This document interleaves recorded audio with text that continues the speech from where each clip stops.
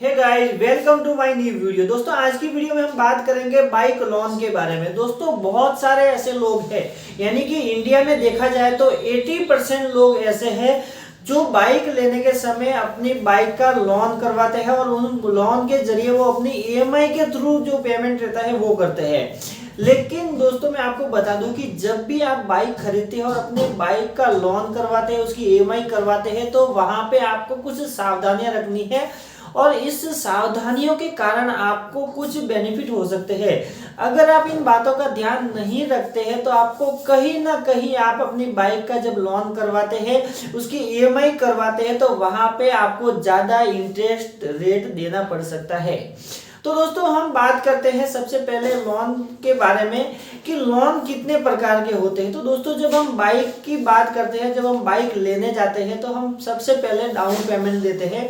मान लीजिए कि 1 लाख रुपए की बाइक है और हम 20,000 रुपये जब डाउन पेमेंट देते हैं, तो बसी रकम जो 80,000 रुपये होती है, उस 80,000 का लोन कराया जाता है और उस 80,000 के ऊपर लोन का 80,000 का जो लोन आपका पास होता है उसके ऊपर इंटरेस्ट रेट लगाया जाता है और ऐसे ही वो आपकी ईएमआई को डिवाइड किया जाता है। और जैसे कि आप कितने 12 महीने के लिए ईएमआई करवाते हैं या फिर आप 18 महीने के लिए करवाते हैं, 36 महीने के लिए करवाते हैं, उसके आधार पे इंटरेस्ट रेट जो है वो लगाया जाता है।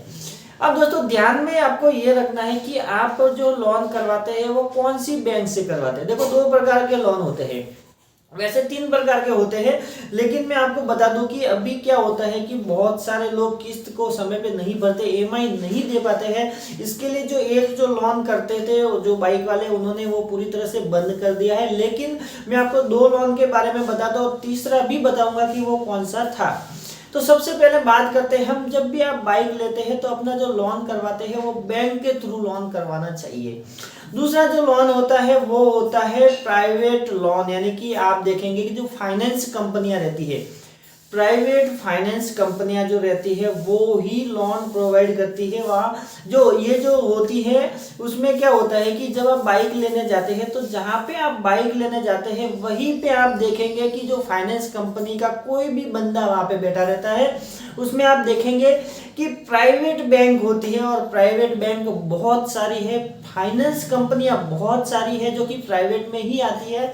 उन्हें किसी भी प्रकार का कोई भी सरकार से लेना देना नहीं रहता, हालांकि उनके पास लाइसेंस रहता है, सारे जो लोन कराने के जो लीगल तरीके रहते हैं, लेकिन उन्हें प्राइवेट कहा जाता है। दोस्तों, जब हम बैंक से लोन करवाते हैं, बैंक के थ्रू आप अगर ईएमआई करवाते हैं तो उसमें क्या होता है कि आपका जो इंटरेस्ट होता है वो कम लगता है।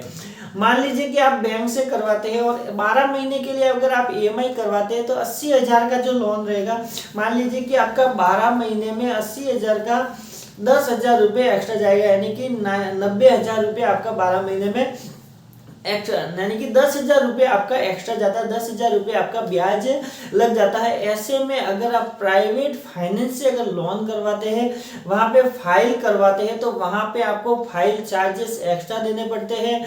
फिर और कुछ जो रहता है, इंश्योरेंस रहता है, उस फाइनेंस कंपनी का जो इंश्योरेंस रहता है उसके इंश्योरेंस के भी पैसे आपसे काट लिए जाते हैं और साथ में जो इंटरेस्ट रेट होता है वो कई गुना ज्यादा होता है। मान लीजिए कि आपका बैंक के थ्रू अगर करवाते हैं 10,000 एक्स्ट्रा जाता है, तो वहां पे आपका 1 साल के अंदर 15,000 से लेके 20,000 तक एक्स्ट्रा जा सकता है, क्योंकि वहां पे जो इंटरेस्ट रेट होता है वो हाई होता है। ऐसा इसके लिए होता है क्योंकि जो बाइक वाले होते हैं, जो अपने प्राइवेट बैंक से जो फाइनेंस आप करवाते हैं, तो जो बाइक वाले ओनर होते हैं, जो बाइक वाले शोरूम के जो मालिक होते हैं, उनको भी उसमें से 2 से 3% का जो कमीशन होता है उन्हें भी उसका प्रॉफिट मिलता है। और अगर आप बैंक से करवाते हैं तो बैंक में क्या होता है, आप बैंक से डायरेक्ट लोन करवाया, सीधा उनके अकाउंट में पूरा का पूरा अमाउंट जमा हो जाता है और बैंक का और आपका ही लेना देना होता है। ऐसे में डीलर का कोई भी लेना देना नहीं होता है, तो इसमें डीलर का किसी भी प्रकार से कोई भी फायदा नहीं होता है और इसमें कम प्रॉफिट मिलता है, जिसके कारण जो डीलर होते हैं वो आपको प्राइवेट फाइनेंस करवाने की ही ज्यादा कोशिश करते हैं। और ऐसे में आप देखेंगे कि आपकी एक ईएमआई तो ऐसे ही ले ली जाती है, यानी कि एक ईएमआई का जो अमाउंट है वो आपका गिना ही नहीं जाता है, वो शुरुआत में ऐसे ही ले लेते हैं आपसे तो जब भी आप बाइक लेते हैं तो बैंक के थ्रू अपना फाइनेंस करवाए, बैंक के थ्रू अपना लोन पास करवाए, ताकि आपको इंटरेस्ट रेट है जो कम लगे और आपकी जो ईएमआई है वो कम से कम आए और आप सरल तरीके से अपनी ईएमआई को पे कर सके।